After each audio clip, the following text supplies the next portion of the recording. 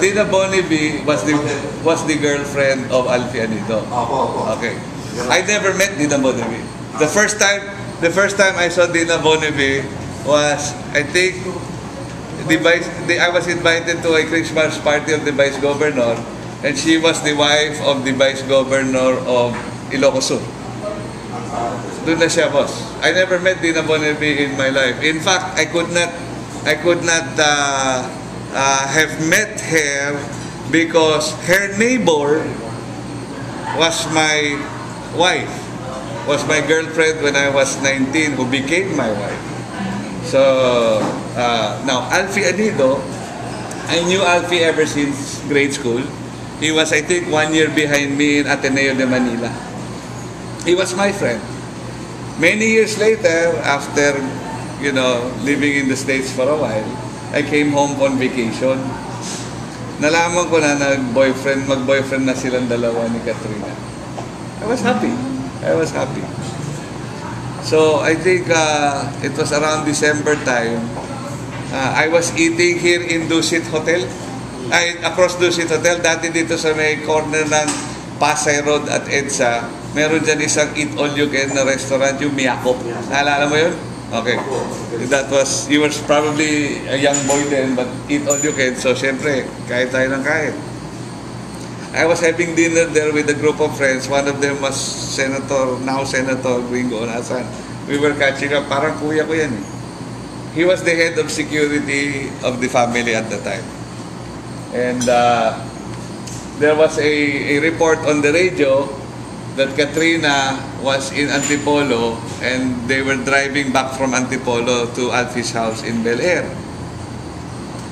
And medyo nababahala yung mga security ni Katrina dahil nagkumakaskas si Alfie pauwi. Tila yata nag-away yung magnobyo.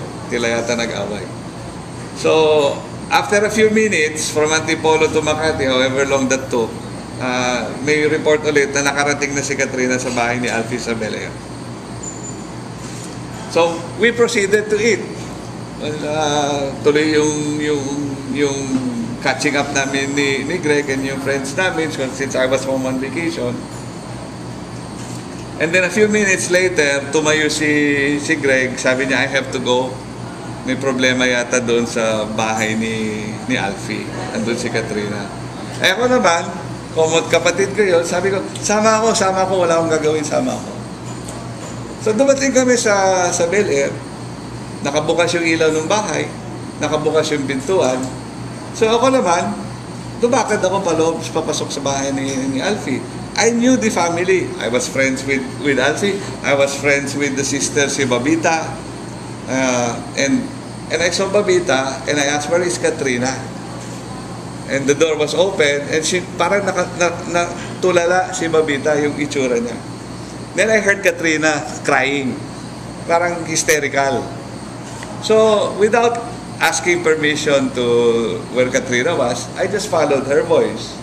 And I went upstairs at nakita ko yung pintuan.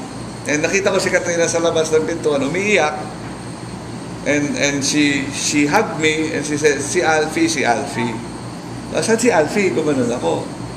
Andun sa loob. Pagkita ko gano'n, meron ako nakitang baril on the ground. So I moved back because baka pumatok. So, hindi, tingnan mo. When I looked like that, nakita ko na there was a hole in his head and his hand was down like this. So, obviously, because I guess of the name, people would think that I had anything to do with it. But the honest truth is, I was not there when Alfie shot himself. And the findings show that it was actually, he took his own life. Unfortunately, he took his own life.